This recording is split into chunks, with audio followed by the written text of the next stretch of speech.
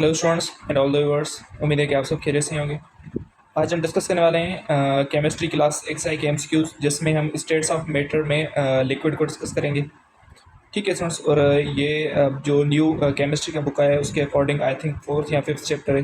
ठीक है, states of matter में लिक्विड का सेक्शन जो है इसके इंपॉर्टेंट कुछ एमसीक्यूज हैं, इसमें हम डिस्कस करेंगे। ठीक है स्टूडेंट्स, और अगर आपने मेरे पिछले वीडियोज़ नहीं देखे फिजिक्स केमिस्ट्री या मैथमेटिक्स के सेक्शंस के ऊपर, तो पहले जाके वीडियोज़ देख लीजिएगा। ठीक है, बहुत इंपॉर्टेंट मैंने चैप्टर्स एमसीक्यूज अपलोड कर दिए हैं, जिसमें मैंने पास पेपर्स, सैम्पल पेपर्स काफ़ी सारे अपलोड कर दिए हैं। और अगर आप इस चैनल पे न्यू हैं तो चैनल को लाजमी सब्सक्राइब कर दीजिएगा और वीडियो को लाइक कर दीजिएगा, कमेंट करिएगा। ठीक है स्टूडेंट्स, क्योंकि आपके ही कमेंट से हमें पोटेंशियल मिलता है, तो इसकी वजह से कमेंट लाजमी कर दीजिएगा। ठीक है स्टूडेंट्स, तो स्टार्ट करते हैं आज के इस वीडियो लेक्चर को। सबसे पहले आपका पहला क्वेश्चन है, वाटर में boils at 120 degree Celsius when external pressure is.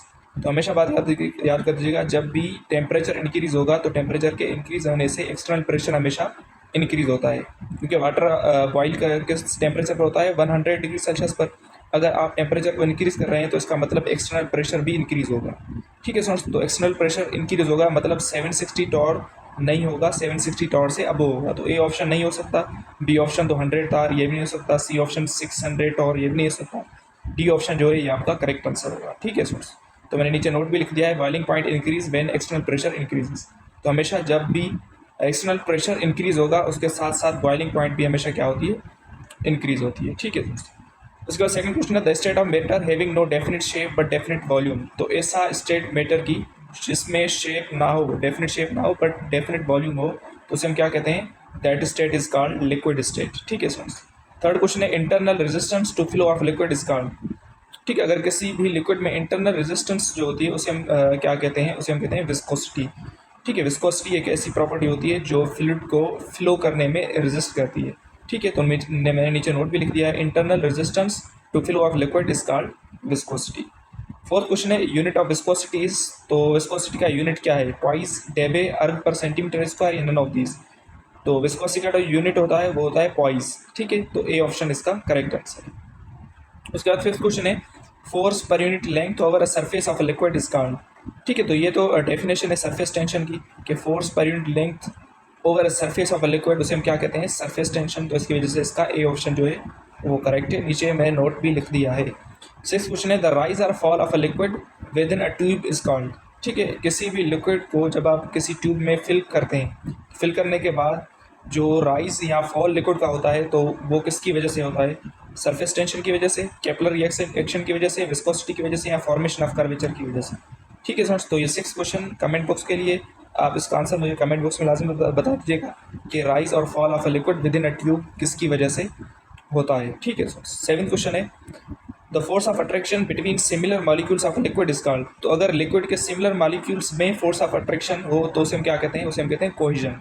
ठीक है, अगर डिफरेंट ये मॉलिक्यूल्स के बीच में हो तो उसे हम कहते हैं एडिशन। ठीक है स्टूडेंट्स, तो मैंने नीचे नोट भी लिख दिया है, force of attraction between similar molecules is called cohesion and between different type of molecules like container and water molecules. ठीक है, तो उसे हम क्या कहते हैं, एडिशन फोर्स। तो सेवेंथ क्वेश्चन का करेक्ट आंसर क्या होना चाहिए, option number C. Eighth question है, non wetting liquid forms dash meniscus, concave, convex या प्लेन मेनिस्कस। ठीक है, तो इसका एग्जाम्पल है, जैसे मरकरी को जब आप किसी ट्यूब में फिल करते हैं तो फिल करने के बाद मरकरी का जो अपर पार्ट है थोड़ा सा अब हो जाता है, तो इस शेप को हम क्या कहते हैं, एज ए यानी बॉल टाइप शेप हो जाती है, तो इस शेप को हम क्या कहते हैं, इसे हम कहते हैं कॉन्वेक्स मेनिस्कस। ठीक है, यानी जो कर्व है वो कर्व का जो माउथ है वो डाउनवर्ड ओपन होता है। ठीक है, तो इस शेप को हम क्या कहते हैं, कॉन्वेक्स मेनिस्कस। और नॉन वेटिंग लिक्विड मरकरी इसका बेस्ट एग्जाम्पल है।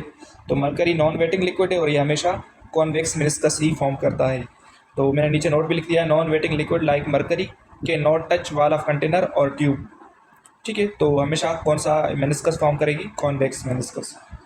उसके बाद नाइन्थ क्वेश्चन है, the device use to measure the viscosity. तो विस्कोसिटी को मेजर करने के लिए कौन सा डिवाइस यूज़ किया जाता है, बारोमीटर, मैनोमीटर, ओस्टवर्ल्ड विस्कोमीटर या स्टेलेगोमीटर। ठीक है, तो इसका करेक्ट आंसर है, विस्कोसिटी को मेजर करने के लिए यूज़ करते हैं विस्कोमीटर। तो इसका सी ऑप्शन करेक्ट है। उसके बाद 11th क्वेश्चन है, rain drops are spherical due to. Rain drops जो हैं ये सिफेरिकल किसकी वजह से होते हैं, viscosity, surface tension, vapour pressure या टेम्परेचर। ठीक है, तो रेन ड्रॉप सिफेरिकल होते हैं due to surface tension, surface tension की वजह से रेन ड्रॉप सिफेरिकल होते हैं। तो बी ऑप्शन इसका करेक्ट आंसर है। 12th क्वेश्चन है, SI unit of surface tension is. Surface tension का ऐसा यूनिट क्या है, न्यूटन पर मीटर, जॉल पर मीटर स्क्वायर, या बोथ ए एंड बी। तो दोनों इसका करेक्ट आंसर है, क्योंकि इसकी डेफिनेशन होती है फोर्स पर यूनिट लेंथ, तो इसमें यूनिट जो बनेगा वो बनेगा न्यूटन पर मीटर। और एनर्जी पर यूनिट एरिया में अगर देखेंगे तो इसका यूनिट क्या बनेगा, जॉल पर मीटर स्क्वायर। तो उसकी वजह से इसका करेक्ट ऑप्शन जो होगा वो होगा ए एंड बी। उसके बाद 13 क्वेश्चन है, surface tension is denoted by. Surface tension को किस से डेनोट करते हैं, तो इसका करेक्ट आंसर है गामा से। ठीक है, डी ऑप्शन करेक्ट आंसर है। 14 जो क्वेश्चन आपके पास वो है, surface tension tends to dash the surface area of liquid. Surface tension हमेशा सरफेस एरिया लिक्विड क्या करता है, रिड्यूस करता है। तो इसकी वजह से इसका करेक्ट ऑप्शन जो होगा ऑप्शन नंबर बी होगा, reduce the surface area of the liquid. उसके बाद नीचे मैंने नोट भी लिख दिया है, वो आप पढ़ सकते हैं इजीली। नोट में इसकी वजह से लिखता हूँ ताकि आपको चीज़ें और भी अच्छे तरीके से समझ में आ जाएं। 15 क्वेश्चन है, mercury has meniscus, convex meniscus ये होती है मरकरी में, upward because of strong cohesive force, weak adhesive force, या वीक कोहेसिव फोर्स, या बोथ ए एंड बी। ठीक है, मरकरी में जो कॉन्वेक्स मेनिस्कस होती है किसकी वजह से होती है, क्योंकि इसमें कोहेसिव फोर्स जो है, cohesive force is stronger than adhesive force. क्योंकि अगर कोहेसिव फोर्स एडेसिव फोर्स से स्ट्रॉन्ग होगी तो हमेशा कौन सी मेनिस्कस फॉर्म होती है, कॉन्वेक्स। अगर एडेसिव फोर्स कोहेसिव से ज़्यादा होगी तो हमेशा कौन सी मेनिस्कस फॉर्म होती है, कॉनकेव। ठीक है, तो मरकरी में कोहेसिव फोर्स ज़्यादा होती है एडेसिव से, तो इसकी वजह से इसकी कॉन्वेक्स मेनिस्कस फॉर्म होती है। तो इसका करेक्ट ऑप्शन जो होगा ऑप्शन नंबर ए हो जाएगा। ठीक है, तो ये कुछ इंपॉर्टेंट क्वेश्चन थे केमिस्ट्री के। ठीक है फ्रेंड्स, तो अगर वीडियो अच्छी लगे, वीडियो को समझ में आ जाए तो अपने फ्रेंड्स के साथ शेयर कर दीजिएगा, चैनल को लाजमी सब्सक्राइब कर दीजिएगा। ठीक है, और जो मैंने क्वेश्चन आपको कमेंट बॉक्स के लिए दिया है उसका आंसर आप कमेंट बॉक्स में लाजमी पुट कर दीजिएगा। ठीक है फ्रेंड्स, तो मिलते हैं नेक्स्ट वीडियो में। Thank you for watching.